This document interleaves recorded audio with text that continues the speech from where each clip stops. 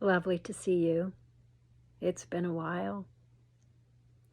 I wanted to review a beautiful trauma training lesson from this weekend, aligned with the Four Noble Truths that I think you might find really useful.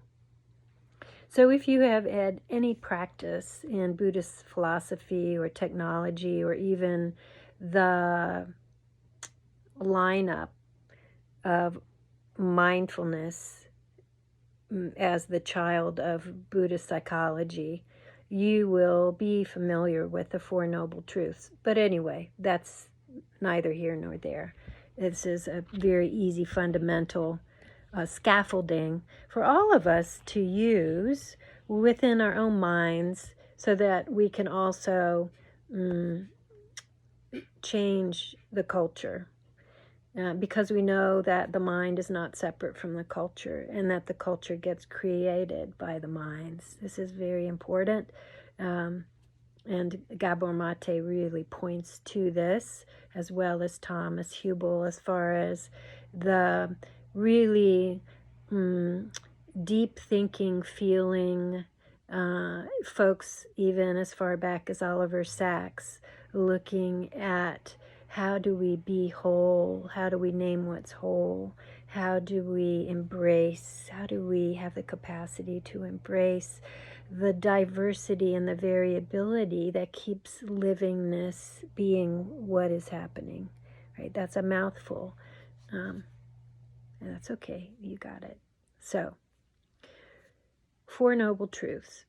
Basically in Buddhist psychology, which is cool because it's got some great containers for us to single-mindedly focus on how things can be put together, and this is thousands of years old. So the Four Noble Truths are basically, and please excuse my ignorant lack of sophisticated translation here, but we got some things to understand within ourselves, so I wanted to just get this out. The Four Noble Truths are: there is a state of suffering.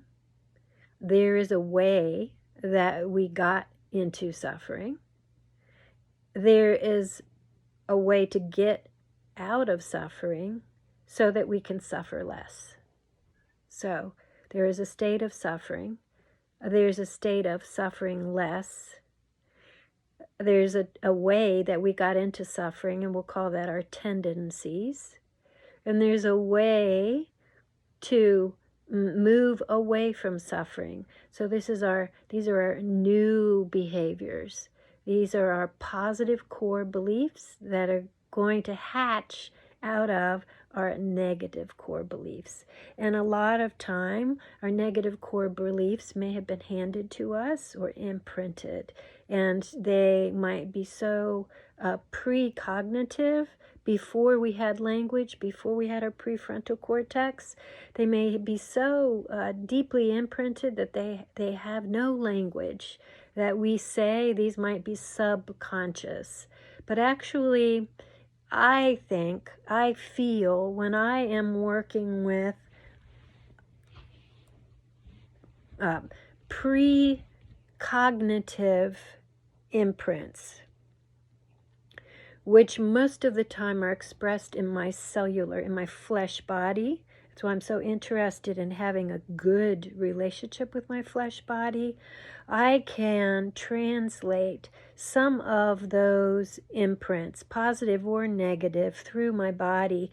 And I'm not necessarily going to have language for you if I'm trying to explain something, or even for myself. So we really love ourselves enough to stay long enough and quiet enough so that we're not shutting down, imposing, boxing up, neglecting, dissecting these other parts of us pre-language that have very much to do with our living. And they may feel uncomfortable. And living can be uncomfortable sometimes.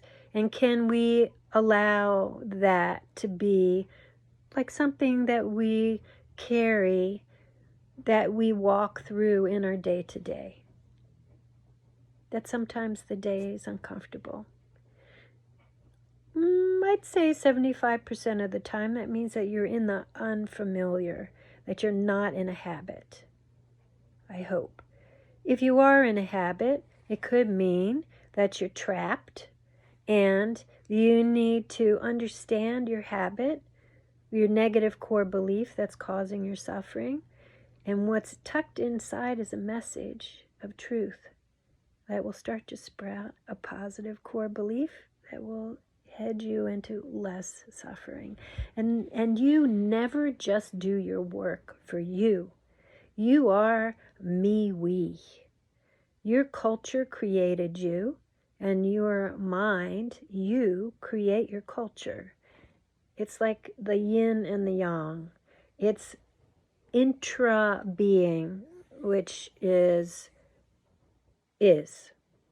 the multidimensionality of all that is.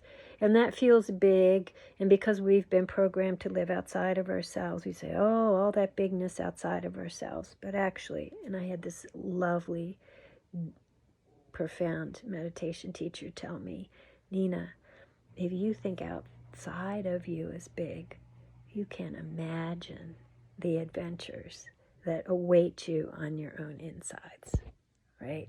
So I pass that along to you. 4 noble truths. Suffering, negative core beliefs and habits create that suffering. Inside of the negative core beliefs are messages that will sprout positive core beliefs, which will lead us towards less suffering. 4 noble truths. You have everything you need to feel better already inside of you. So that's settled. So I want to give you the scaffolding that I would like for you to work with. Get comfortable. If you can, close your eyes. Focus your eyes towards your brow point. Slow down your breath. And I invite you to count backwards from 20 to 1, moving your eyes from right to left. So that would look like 20, 19, 18, 17. So you're going to do that with your eyes closed. Count backwards. You will be moving into more of an alpha state, which will give you access to more brain territory, more body territory, more capacity, consciousness capacity. From that place, keep your eye focus. Go into the state of suffering that you're working with. What's it feel like? What color is it? Does it have a face? Where is it in your body? And if you stay with it long enough, let's say 20 to 50 breaths, there will be an event that reminded you of this suffering. So all that material is in your tissues. And every time you deal with, you open the doorway of your suffering with curiosity and attentiveness, you help that suffering to off-gas and begin to transmute into usable energy, not trapped energy. It's uncomfortable because it's trapped, because you're pushing it down. You're creating inflammation. Once you begin to off-gas the negative information inside of your suffering, all the stories, all the people, all the events that got pushed down and globbed together, creating this inflammation, you can follow and understand why you are perpetuating this negative feeling. And it could be because one of the events or the cumulative effect of the events was, I'm too small to fend for myself. It's too dangerous for me to speak up and say how I feel. I don't dare tell anyone that this hurts because I'm afraid that I will get hurt. That's called a negative core belief. Most likely, these events or the suffering, the seed of your suffering got created before you were 5 years old, precognition, before you could organize logically why these things were happening. once you begin to free the energy of that trapped child's experience, you disseminate the energy into your mature tissues, into your mature noble stature. It's going to help to elevate you to begin to speak up for yourself, to let you look around the room and say, I'm not going to be harmed if I speak in a forthright manner about how I'm doing. So, right, you're developmentally able to catch up to your appropriate age and size and stature and nobility, just because you're working with the negative core belief. You're unwrapping the message inside of that. So what happens, those fumes that are off-gassing from all that inflammation, from all that repression, are going to come out in little messages like, hey, wait a minute, I can speak up here. I can advocate for myself. I'm not going to hurt anyone by doing that, and no one's going to hurt me. I can try it and see if that's true. So we begin to allow ourselves to mature into our size, into our stature, into the present moment. And we're not living trapped and entangled with all the material from the past. So you free yourself. And now you have a positive core belief that you can advocate and you can practice and you can develop a more vital nervous system by looking up, seeing the sky and saying, I can advocate for myself. No matter what happens, I can speak up. That's a promise that I can keep to myself. And I will also be in my practice of loving kindness for all beings. And I'll wait and see how that works. And then before you know it, you're at your fourth stage of suffering less. Because I'm not trapped, I'm suffering less. Suffering less is a much more likely condition than not suffering at all. We might not get to bliss. We might not even get to happiness. We might not even get to joy or a smile. But all we're doing, keeping that bar nice and low, a little less suffering. And a little less suffering for anyone can make a life. And that's real important as we mend the coherence and the togetherness of our culture, of our day-to-day, as you walk out on the street, as you buy groceries, as you pump gas, as you pick up some litter, as you smile at a mom that's having a hard time at the bus stop, as you help mend the social fabric of our brutalized culture. You are a part of this upward upgrade that is going to sort of be your new home in your hovercraft. And you always have access to your wisdom. And before you know it, that hovercraft is going to be a really comfortable vehicle for you to be